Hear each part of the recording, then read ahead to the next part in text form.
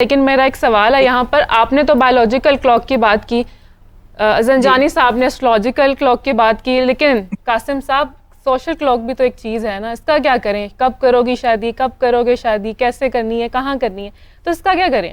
دیکھیں یہ جو سوشل پریشرز ہیں نا, یہ بھی ہمیں مینیج کرنے آنے چاہیے. میں نے پہلے ہی آپ کو کہا کہ جس سوسائٹی میں ہم رہتے ہیں یہ کوئی روٹین سوسائٹی نہیں ہے, یہ مشکل سوسائٹی ہے. اس میں کئی طرح کے KPIs ہیں, یہاں پر کئی طرح کے کامیابی کے کئی طرح کے کلیے ہیں.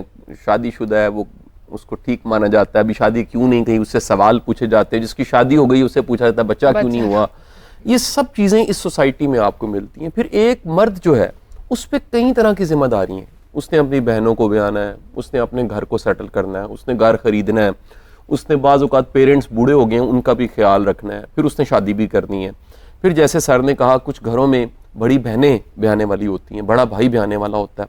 کچھ گھروں میں جو چھوٹی بہن ہے اس کے رشتے آ رہے ہوتے ہیں لیکن بڑی بہن کا رشتہ نہیں ہوا ہوتا تو چھوٹی بہن کا رشتہ نہیں ہو رہا ہوتا. یہ اتنی کمپلیکیٹڈ قسم کی ساری سوسائٹی ہے.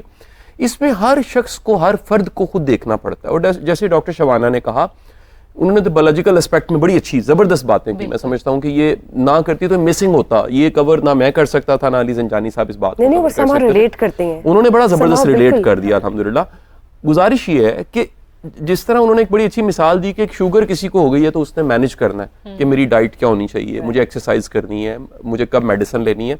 اسی طرح یہ فیصلہ بھی ہر مرد, ہر عورت کو خود سوچنا چاہیے کہ کس سچویشن میں اس کے پرو کونس کے ہیں, اس کے فائدے کیا ہیں, اس کے نقصان کے ہیں. اگر ایک خاص سچویشن میں وہ شادی کر رہا ہے تو کچھ اس کے بہت سے فائدے ہوں گے, کچھ اس کے چیلنج ہوں گے. اچھا میں آپ کو ویسے ایک بتاؤں کہ عموماً جو میری آبزرویشن ہے, غلط ہو سکتی ہے لیکن میری آبزرویشن, وہ تمام کی تمام ہماری بہنیں جن کو میں نے ٹاپ پریورٹی پہ پروفیشنل ہوتے دیکھا, انہوں نے پروفیشن کو ٹاپ پریورٹی پہ رکھا, میں نے ان کے گھر ڈسٹرب دیکھے, میں نے ان کے گھر میں کوئی نہ کوئی چیلنج ضرور دیکھا ہے. یعنی کہ فرض کیجئے کامیاب سرجن بن گئی ہیں, بڑا مشکل ہے اس کے لیے جو انرجی چاہیے وہ بننے کے لیے, وہ وہاں جب لگے گی تو وہ انرجی بچتی نہیں ہے جس سے گھر چلنا ہے, یا جس سے بچوں کی پرورش ہونی ہے, یا جس سے گھر نے گھر کی شکل میں ہونا ہے. رائٹ. اچھا اب رہ گئے یہاں تو افورڈیبلٹی ہو, اتنے ملازم ہوں, اتنے آیا ہو, خالہ ہو, چوکیدار ہوں, ڈرائیورز ہوں, سب کچھ وسائل ہوں.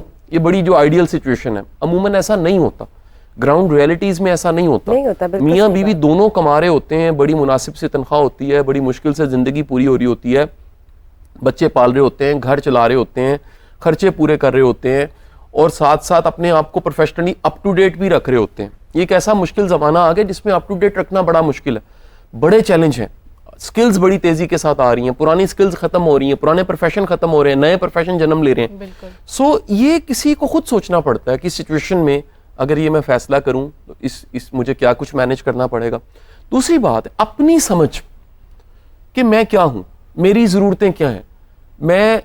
میں اگر یہ سٹیپ لیتا ہوں تو میں زیادہ ہینڈی کیپ تو نہیں ہو جاؤں گا, میں زیادہ کسی ٹریپ میں تو نہیں چلا جاؤں گا, میں زیادہ مینیج تو نہیں کروں گا. دیکھیں دینی احکام میں تو ہمیں جو شریعت کے مطابق ملتا ہے, نکاح بذات خود باعث برکت ہے, اس میں ایک برکت ہے, اس میں ایک آسانی ہے. اللہ آپ کی زندگی میں کئی طرح کی آسانیاں غیب سے شامل کر دیتا ہے. ہر آنے والا جو فرد ہے, بچہ ہے, گھر پیدا ہوتا ہے, وہ بھی اپنا رزق لے کر آ رہا ہوتا ہے. یہ کامل ایمان ہمارا رب کی ربوبیت پہ ہونا چاہیے, لیکن اپنی تدبیر, رائٹ, وہ تدبیر کے ساتھ بھی ایک تقدیر کا حصہ آتا ہے. صحیح بات. تو اپنی تدبیر میں آپ کو خود کو سمجھنا ہے, آپ کو جس کے ساتھ شادی کرنی ہے اس کو سمجھنا ہے, اس کے مزاج کو سمجھنا ہے, اس کی پرسنالٹی کو سمجھنا ہے. آپ نے علی صاحب سے رابطہ کرنا ہے اور پوچھنا ہے کہ جی ہمارا کوئی میچ بھی بنتا ہے کہ نہیں بنتا.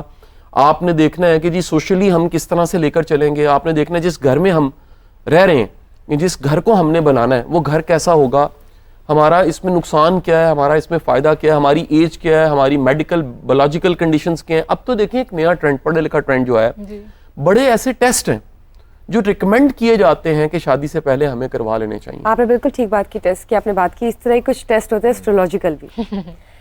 یوزلی میں چاہوں گی کہ آپ یہ ضرور بتائیں کہ ہم ارلی میرجز کو کیسے پروموٹ کریں, لیکن اس کے ساتھ ساتھ جن کی لیٹ میرجز ہوتی ہیں ان کے ذائقے میں کیا فالٹ تو نہیں کہوں گی, ایسٹرولوجیکل چارٹ ان کا کس طرح سے ڈفرینٹ ہوتا ہے, لیٹ میرجز ان لوگوں کی کیسے ہوتی ہے؟ دیکھیں لیٹ میرجز تب ہوتی ہیں جب ہماری ایسٹرالوجی کے اندر ایسٹرولوجیکل پوائنٹ دو چیزیں ڈفرینٹ ہیں. ہم ہسبینڈ وائف کو ڈفرینٹ ہاؤس سے دیکھتے ہیں اور پیار محبت کا ہمارا ہاؤس اور ہے. یعنی محبت ایک ایسی چیز ہے جو آپ کو شادی کے بعد بھی ہو سکتی ہے, شادی سے پہلے بھی ہو سکتی ہے, کسی بھی ایج میں ہو سکتی ہے, لیکن جو آپ کا لو پارٹنر ہے اس نے الٹیمیٹلی آ کے آپ کا لائف پارٹنر بننا ہے, آپ کا شوہر یا آپ کی بیوی بننا ہے. تو اسٹرالوجی کے اندر جو آپ کی شادی کا ہاؤس ہے, 7th ہاؤس اس کو ہم کہتے ہیں, وہاں پہ کوئی نہ کوئی گڑبڑ ہو تو لڑکا اور لڑکی دونوں کی لیٹ میرجز ہوتی ہیں. اگر لڑکے ہیں ان کے ذائچے میں وینس خراب ہے, ان کی شادی میں بڑے ایشوز آتے ہیں. لڑکیوں کی اگر ذائچے میں جوپیٹر خراب ہے تو ان کی بھی ازدواجی زندگی میں ایشوز آتے ہیں. پھر ایک بہت بڑی ٹرم ہماری اسٹرالوجی میں جو کہ موسٹلی ٹی وی چینلز پہ آتی ہے کہ جی آپ مانگلک ہیں, آپ کے اوپر کو منگل دوش لگ گیا ہے, اس وجہ سے آپ کی شادی نہیں ہوتی. تو ہوتا یہ کہ آپ کے ذائچے میں مارس ایک ایسا پلانٹ ہے جو سگنیفیکیٹر ہے اگلی نسل کی پروڈکشن کے لیے, آپ کی شادی ہونے کے لیے, آپ کے خاندان میں وسعت اور اضافے کے لیے. وہ اگر آپ کے ذائچے کے سرٹن ہاؤسز میں کہیں خراب جگہ پہ بیٹھا ہو تو آپ کی شادی 29-30 سال سے پہلے نہیں ہوتی.